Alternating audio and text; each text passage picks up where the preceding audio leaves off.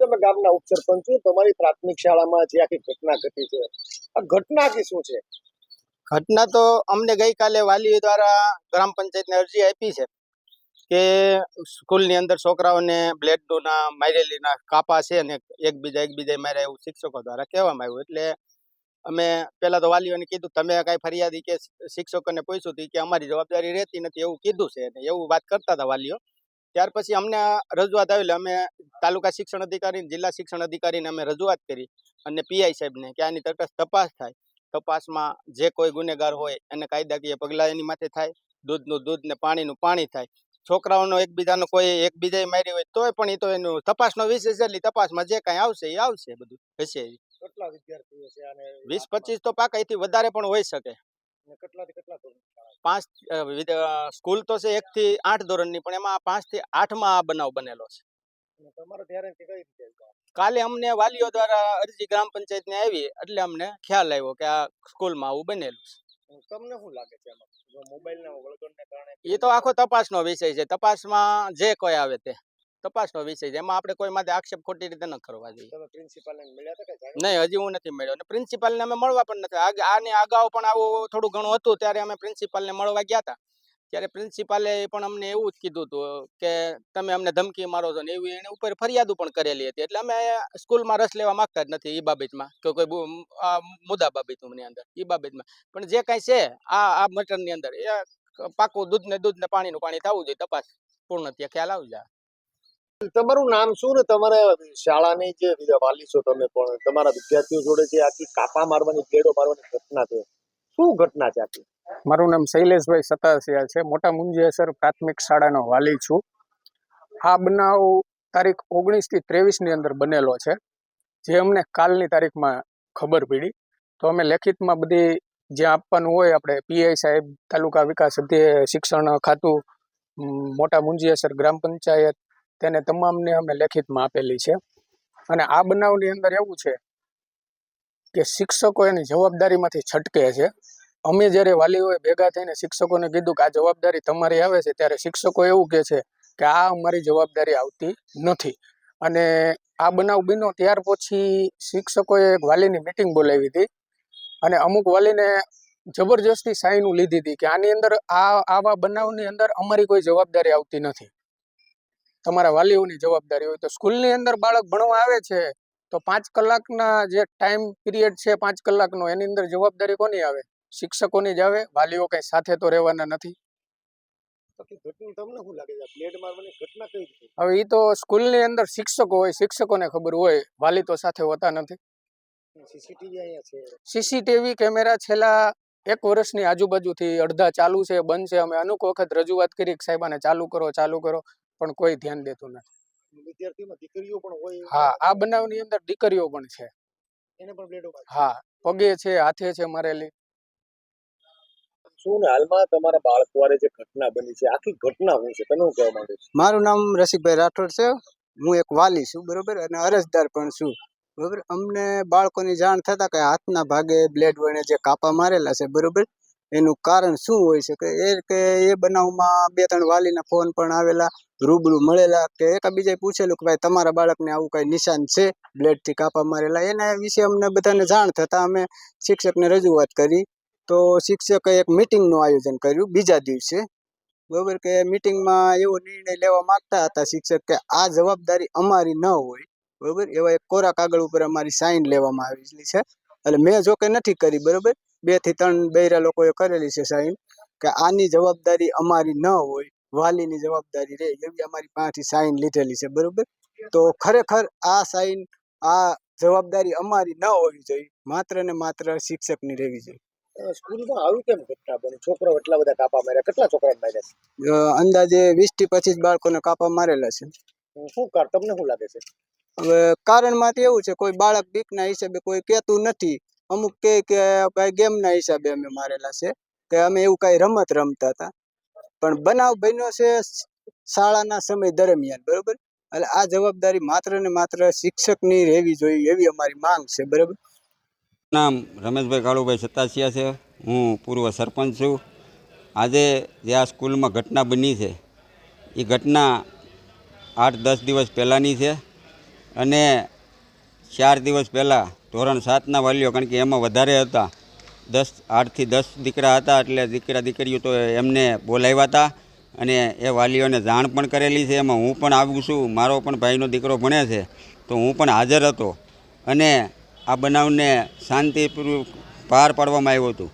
પણ અત્યારે આને એક રાજકીય સ્ટન્ટ બનાવવામાં આવ્યું છે. બાકી કાંઈ એટલું બધું કાંઈ છે નહીં. ડીવાયએસપી સાહેબની અત્યારે તપાસ કરી રહ્યા છે. થોડી જ વારમાં તપાસ બહાર આવી છે અને જે પણ કાંઈ તથ્ય હશે એ બહાર આવવાનું છે.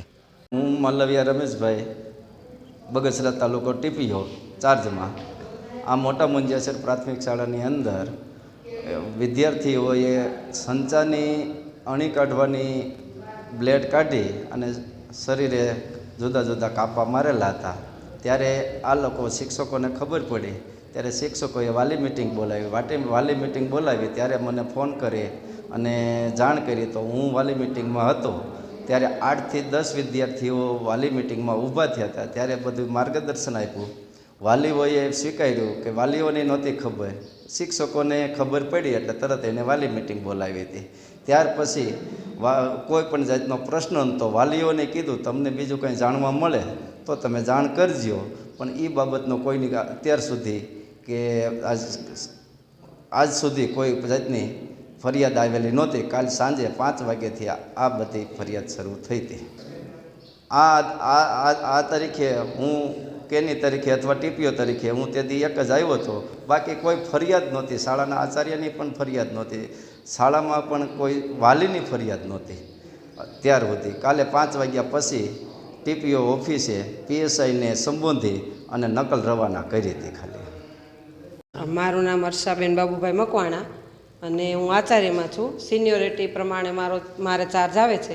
અમારે 8 ટાટની જગ્યા ખાલી છે, એટલા માટે અમારી સ્કૂલમાં 18-19 તારીખની આજુબાજુ આવું કંઈક બનેલું. અમને જાણ થઈ 20 તારીખે છોકરા દ્વારા જ.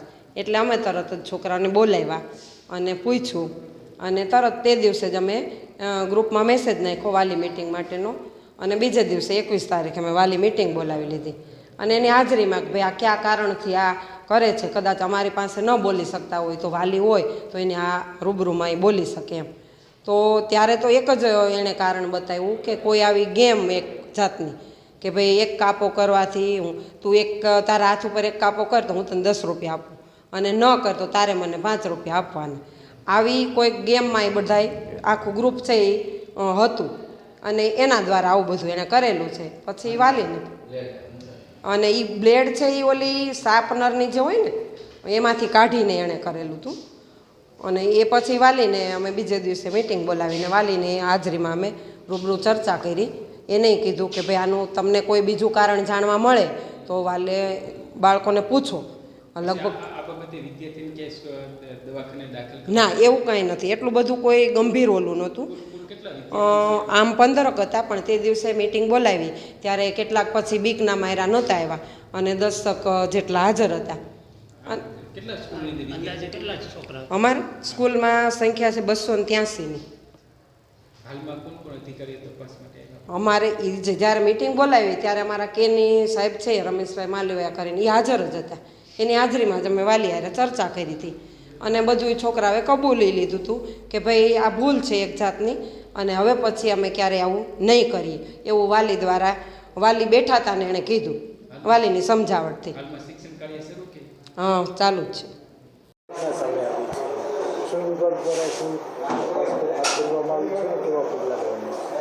મુંજાસર પ્રાથમિક શાળાને લગત અમને ટીપીઓશ્રી દ્વારા પ્રાથમિક તપાસ અહેવાલ મળેલો છે.